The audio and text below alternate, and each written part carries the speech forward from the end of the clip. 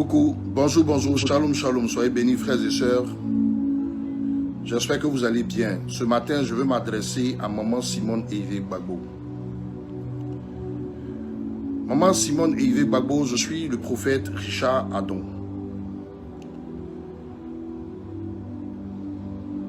Je fais tout pour ne pas sortir, pour vous parler de ce que je veux vous parler. L'esprit me fatigue depuis plus de 3 jours. Il ne fait que me fatiguer. J'ai fait 2-3 vidéos que j'ai effacées. Mais l'esprit m'oblige encore à sortir, de faire des vidéos pour vous interpeller sur quelque chose. Vraiment, excusez-moi. Quand je me présentais, j'ai dit que je m'appelais Adon Richard. Je suis un de vos enfants. Et quand je dis je suis un de vos enfants, je suis quelqu'un qui vous a vu, qui vous a touché, qui vous a connu quand j'étais petit. Je vais vous donner des indices concernant qui je suis. Je suis le fils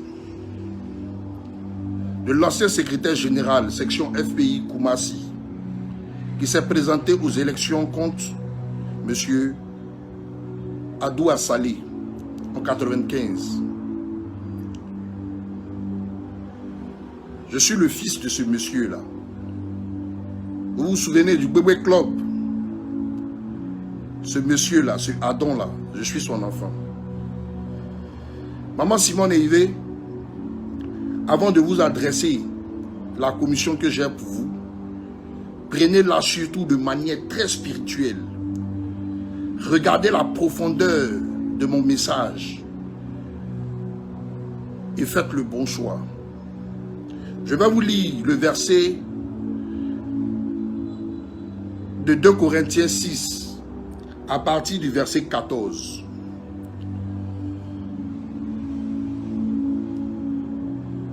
Ne vous mettez pas avec les infidèles sous un joug étranger, car quel rapport y a-t-il entre la justice et l'iniquité? Ou qu'y a-t-il de commun entre la lumière et les ténèbres? Au verset 15, quel accord y a-t-il entre Christ et Bélial? Ou quelle part a le fidèle avec l'infidèle? Au verset 16, quel rapport y a-t-il entre le temple de Dieu et les idoles? Car nous sommes le temple du Dieu vivant. Comme Dieu l'a dit, j'habiterai et je marcherai au milieu d'eux. Je serai leur peuple, leur Dieu, et ils seront mon peuple. Au verset 17, c'est pourquoi sortez du milieu d'eux et séparez-vous, dit le Seigneur. Ne touchez pas à ce qui est impur, et je vous accueillerai. Au verset 18, je serai pour vous un père, et vous serez pour moi des fils et des filles, dit le Seigneur Tout-Puissant. Maman Simone Hervé Gbagbo, voici le passage dont l'Éternel m'a donné.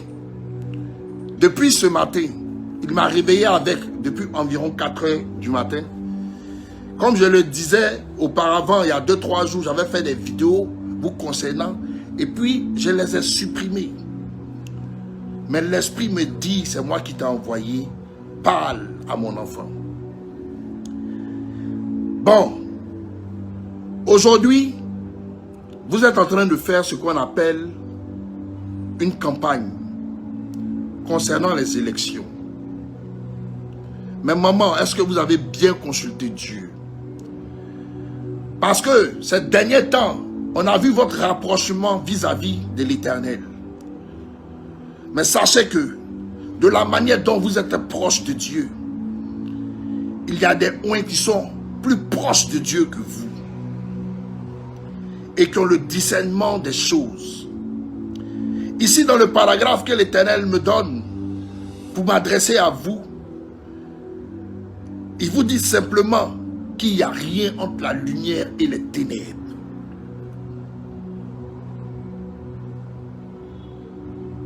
Il dit qu'il n'y a rien entre Christ et Bélial. Il n'y a rien entre la lumière et les ténèbres, entre Dieu et le diable. Aujourd'hui, cette campagne a commencé, mais Dieu vous a donné un indice, il vous a interpellé. Le premier mort de sang qui a été versé dans cette campagne qui a débuté a été dans votre ville natale, qui est Beaunois.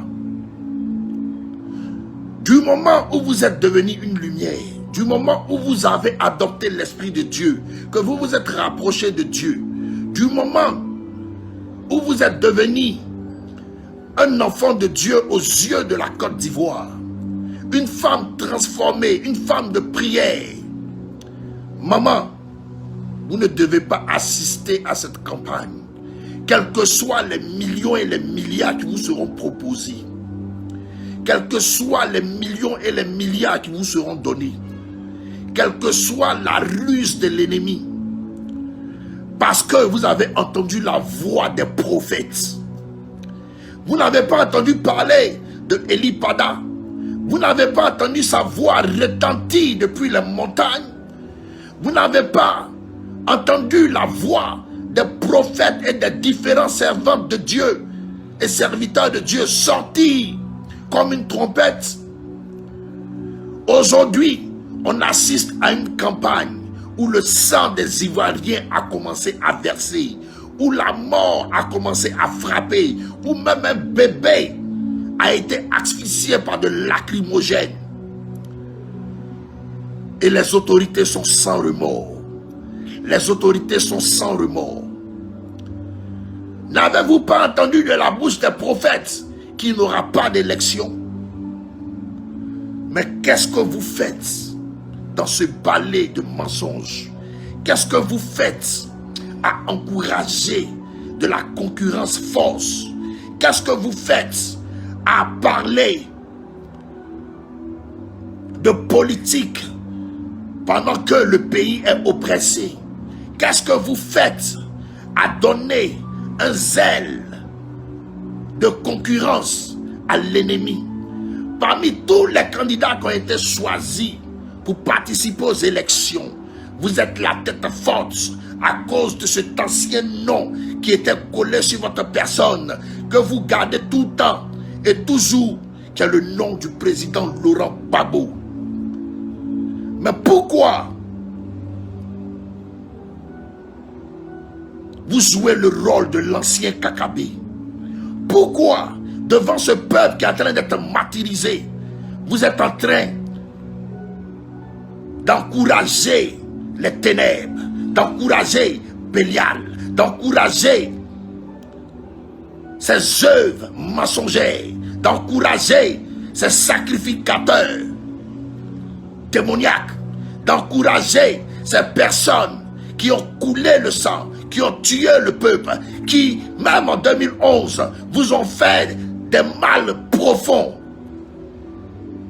Avez-vous consulté votre Dieu?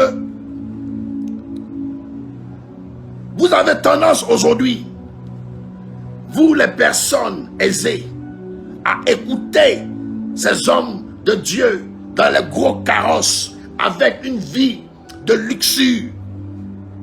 Mais la vérité de l'Éternel se trouve dans ces personnes que vous négligez. N'avez-vous pas entendu qu'il n'y aura pas d'élection et que bientôt ce régime sera frappé? N'avez-vous pas entendu qu'un vent de mort, va faire descendre ces autorités négatives au-dessus de la tête de la Côte d'Ivoire? Mais qu'est-ce que vous avez à vous mettre en concurrence pour donner de l'importance médiatique à ces personnes? Maman Simone et Yves Gbagbo, si tu as reçu mon message, commence à te résigner, à ne pas continuer ce que tu as commencé. Continue à sortir de là où tu es, enlève ton pied de cette mascarade dont tu sais en avance que tu ne vas pas gagner ce pouvoir. Ne t'appuie pas sur un jugement quelconque. Obéis à la voix de ton Éternel et sors de ce lieu. Sors de ce lieu comme une héroïne. Les élections, tu auras le temps de t'exprimer au temps opportun. Mais sors et ne participe pas à tout ce qui est en train de se passer. Il y a cette hyène auprès de vous. Quand tu le regardes spirituellement, c'est une hyène, un chacal qui a été placé, qui ne fait que parler dans tes oreilles avec la langue de Beelzébul. Quelqu'un qui dans la réalité ne vous a jamais vraiment aimé. Mais il a touché son agent. Il doit vous encourager à la concurrence pour mieux médiatiser la chose. Parce que vous êtes la plus grosse tête parmi les opposants. Et après ça, il va encore toucher son cachet. Mais c'est ça pour vous, aujourd'hui, ce que l'Ivoirien doit mériter. Après tant d'années de prison, on a prié pour vous, intercédé pour venir vous mettre aux côtés du mensonge, pour venir encourager ceux qui sont déjà condamnés par la main du Seigneur. Sortez de ce lieu. L'Esprit de Dieu vous demande d'arrêter cette campagne. Sortez de ce lieu, Maman Simone et Yves Gbagbo, pour être du bon côté de l'histoire. Cette hyène de Charles Blé Goudé, qui est tout le temps dans vos pattes, qui se dit être le futur président de la Côte d'Ivoire dans cette nation, il a été coché par le Seigneur, il a été coché par l'Éternel. Il n'aura pas, je dis bien, il n'aura plus d'accès au plan politique sur la scène ivoirienne. Parce que le cœur des Ivoiriens le rejettera, le vomira. Son pardon tombera dans des soutes oreilles et il n'aura plus sa valeur. Maman Simone et Yves Gbagbo, réalisez le livre de 2 Corinthiens 6 à partir du verset 14. Ceci sera utile pour vous, car vous n'avez rien à faire avec les ténèbres, avec ces personnes qui continuent de tuer le peuple, qui continuent de menacer le peuple, qui continuent de verser le sang du peuple. Dès que les élections ont commencé, le sang est versé dans votre ADN, dans votre village qui est Beaunois. C'est là-bas il y a eu le premier mort de sang. Ça ne vous interpelle pas. Sortez de ce lieu. Je vous en supplie. Arrêtez. Arrêtez. Arrêtez cette campagne.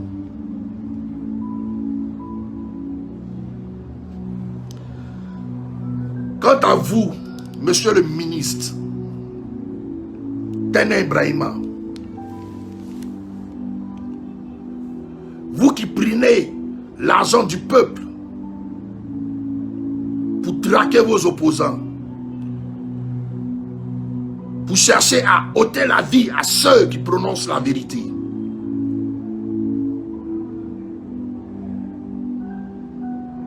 Vous êtes une personne très mesquine. En vérité, vous avez la carrure d'un tueur à gages. Vous êtes quelqu'un qui a une oreille qui doit toujours entendre le mal. Vous êtes une personne qui a une langue qui doit toujours prononcer le mal. Vous êtes une personne qui a la conscience tranquille lorsque vous entendez que la vie a été ôtée, lorsque vous entendez que le sang a été versé. Vous dormez mieux lorsque vous entendez que le peuple est en agonie. Dernièrement, dans vos propos, vous avez dit, vous allez gérer les Ivoiriens comme si on était un bétail, comme si on était un troupeau, comme si on était des bœufs que vous êtes en train d'envoyer à l'abattoir. Mais la main de l'Éternel est déjà sur vous. Vous serez frappés par la puissance de l'Esprit de Dieu. Vous serez anéantis dans votre élan. Et la puissance de Dieu est en train de visiter la Côte d'Ivoire et ses fils. Et vous serez frappés de mort. Je vous ai dit que nul n'est éternel sur cette terre. À Dieu appartient le pouvoir de la vie ou de la mort. Et Dieu a déjà scellé votre sort. Vous et vos prophètes de Baal, vous serez frappés par la puissance de l'Esprit de Dieu. Au nom puissant de l'Éternel. Maman Simone, sors de ce lieu. Sors de ce lieu. Sors de ce lieu. Stop cette campagne. Parce que tu sais que tu ne vas rien gagner. Tu ne fais que encourager pour faire passer. Mais que les autorités d'Abidjan savent et sachent que ce n'est pas une histoire de gagner une campagne pour dire on est le président et il aura la paix dans le pays. Mais la Côte d'Ivoire ne sera plus en paix tant que vous serez à la tête de cette nation. Même si vous avez fait un forcing pour prendre la présidence, la Côte d'Ivoire sera sans repos. Bientôt, vous serez livrés. Bientôt, vous serez livrés. Bientôt, vous serez livrés.